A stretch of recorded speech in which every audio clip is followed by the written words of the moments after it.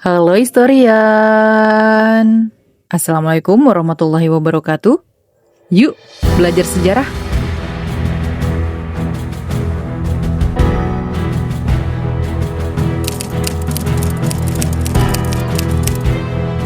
Bayangkan sebuah benda ringan yang terbuat dari belasan helai bulu angsa melayang membelah udara dengan kecepatan yang bisa melampaui laju mobil balap Formula 1. Di balik setiap ayunan raket dan dentuman smash yang kita saksikan hari ini, terdapat perjalanan ribuan tahun yang melintasi benua, menyeberangi samudra, dan bertransformasi dari sekedar permainan taman kaum bangsawan menjadi olahraga prestasi yang menuntut fisik luar biasa. Hari ini kita tidak hanya akan melihat sebuah pertandingan, melainkan menelusuri garis waktu tentang bagaimana sebuah permainan kuno di Mesir dan Tiongkok berevolusi menjadi fenomena global yang menyatukan bangsa-bangsa. Bagaimana sejarah lengkapnya? Yuk tonton video ini sampai selesai. Tapi sebelum itu, buat yang belum subscribe, jangan lupa subscribe, nyalakan lonceng notifikasinya, dan share video ini ke teman-teman kalian. Akar dari bulu tangkis sebenarnya tidak bermula dari satu titik saja, melainkan muncul secara organik di berbagai peradaban kuno sekitar 2000 tahun yang lalu. Di Tiongkok, masyarakat mengenal permainan bernama Tijianzi. Dalam permainan ini, masyarakat menggunakan kaki untuk menjaga sebuah objek yang terbuat dari bulu unggas agar tidak menyentuh tanah.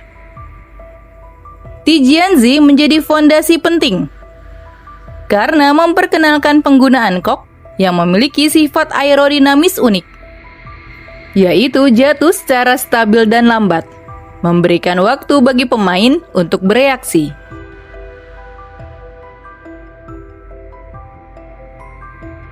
Di saat yang hampir bersamaan, peradaban Yunani kuno dan Mesir mengembangkan permainan bernama Battledore and Shuttlecock. Perbedaannya, mereka mulai meninggalkan penggunaan kaki dan beralih menggunakan battledore, yaitu pemukul kayu sederhana yang merupakan nenek moyang raket modern. Selama berabad-abad di Eropa, permainan ini bertahan sebagai hiburan kelas atas dan anak-anak.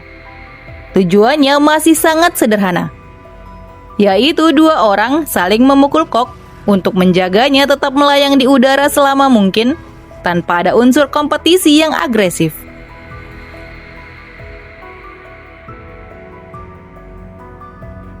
Sementara itu di wilayah India, berkembang permainan yang disebut Puna. Permainan ini merupakan transformasi signifikan dari permainan hiburan menjadi olahraga kompetitif pada pertengahan abad ke-19. Permainan ini juga menjadi bentuk latihan ketangkasan dan koordinasi mata serta tangan yang sangat dihargai pada masa itu. Para perwira militer Inggris yang bertugas di kota Pune, dulu dikenal sebagai Puna, merasa permainan battledore tradisional kurang menantang. Mereka kemudian menambah sebuah elemen krusial, yaitu jaring atau net di tengah lapangan. Inovasi ini mengubah sifat permainan secara total. Dengan adanya net, fokus permainan beralih dari sekadar bekerja sama menjaga kok menjadi berusaha mematikan kok di area lawan. Disinilah aturan dasar mengenai batas lapangan mulai terbentuk. Para perwira militer ini pula yang membawa pulang peralatan dan gairah permainan Puna ke Inggris saat mereka kembali dari masa tugas. Jejak serupa juga ditemukan di gambar-gambar dinding makam Mesir kuno dan peninggalan bangsa Aztec, yang menunjukkan bahwa keinginan manusia untuk memukul objek terbang adalah insting yang bersifat universal dan lintas budaya.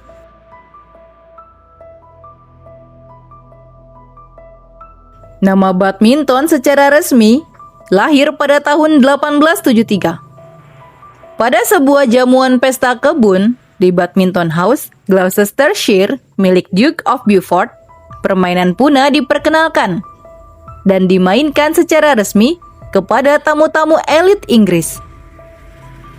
Permainan tersebut sukses besar, dan sejak saat itu, masyarakat mulai menyebutnya sebagai The Game of Badminton.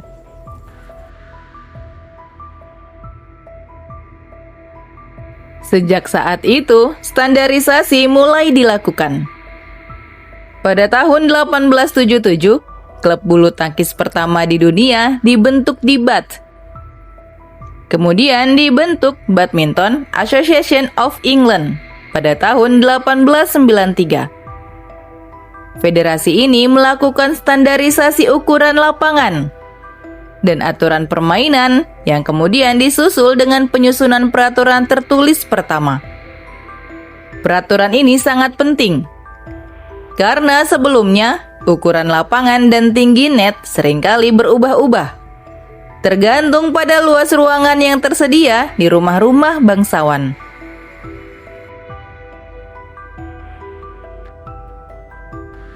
Dengan adanya aturan baku, bulu tangkis mulai bergeser dari sekadar pengisi waktu luang menjadi olahraga yang terorganisir dengan serius. Puncaknya pada tahun 1899. Kejuaraan All England pertama kali diselenggarakan. Hingga saat ini, All England tetap menjadi salah satu turnamen paling prestisius dan sakral di dunia bulu tangkis.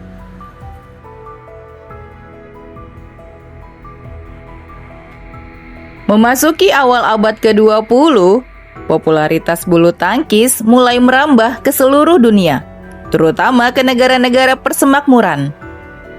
Pada 5 Juli 1934, Federasi Bulu Tangkis Internasional atau International Badminton Federation, yang sekarang kita kenal sebagai BWF atau Badminton World Federation, resmi didirikan. 9 negara perintisnya yaitu Inggris, Irlandia, Skotlandia, Wales, Denmark, Belanda, Kanada, Prancis, dan Selandia Baru sepakat untuk membawa olahraga ini ke level dunia.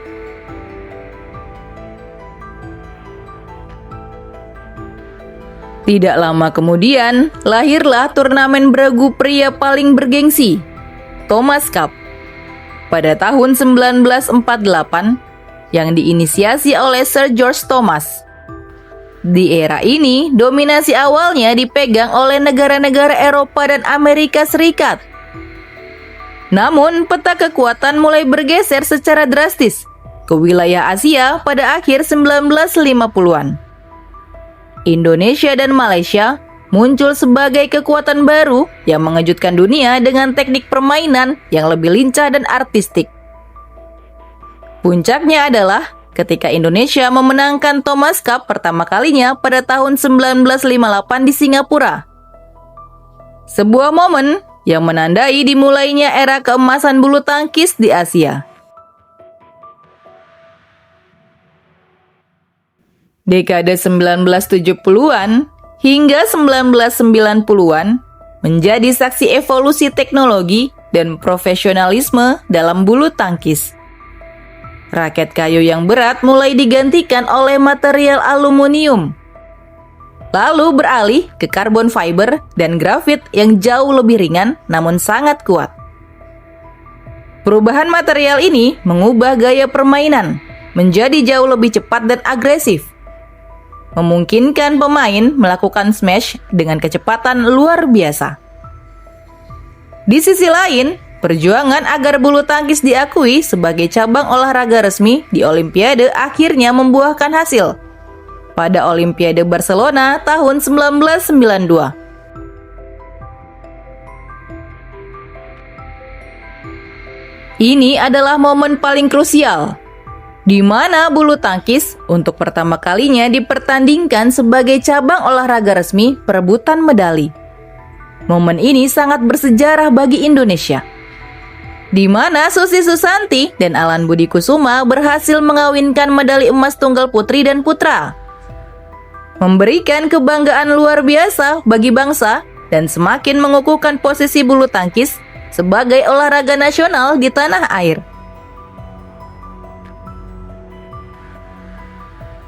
Untuk meningkatkan daya tarik komersial dan intensitas pertandingan, BWF mengubah sistem skor pada tahun 2006. Dari sistem 15 poin menjadi sistem rally point 21x3. Penggunaan teknologi Hawkeye untuk challenge garis lapangan telah meminimalisir kesalahan manusiawi dan menambah drama di setiap pertandingan. Negara-negara seperti Tiongkok, Jepang, Korea Selatan, dan Denmark terus bersaing ketat dengan Indonesia di papan atas peringkat dunia. Atlet bukan lagi sekadar pemain, melainkan ikon global yang memiliki ketahanan fisik setara dengan pelari maraton dan kecepatan reaksi secepat pemain anggar. Kecepatan shuttlecock kini bisa menembus angka 400 hingga 500 km per jam, menjadikannya salah satu olahraga tercepat di dunia yang menuntut presisi mutlak dalam hitungan milidetik. Itu tadi sejarah singkat dari olahraga badminton. Perjalanan bulu tangkis dari sekadar tendangan kaki di Tiongkok kuno, permainan menjaga kok di udara di halaman istana, hingga ke stadion-stadion megah masa kini, menunjukkan bahwa olahraga ini memiliki daya pikat lintas budaya yang luar biasa. Bulu tangkis bukan hanya tentang kekuatan fisik, melainkan sebuah warisan budaya yang mengajarkan kita tentang kegigihan dan sportivitas. Setiap helai bulu pada kok membawa sejarah panjang, bagaimana manusia terus berusaha menembus batas kecepatan dan presisi di udara. Seiring berjalannya waktu, teknologi mungkin akan terus berganti, dan rekor-rekor baru akan tercipta. Namun semangat dasar dari bulu tangkis akan tetap sama. Sebuah tarian atletis yang mengejar kesempurnaan di udara.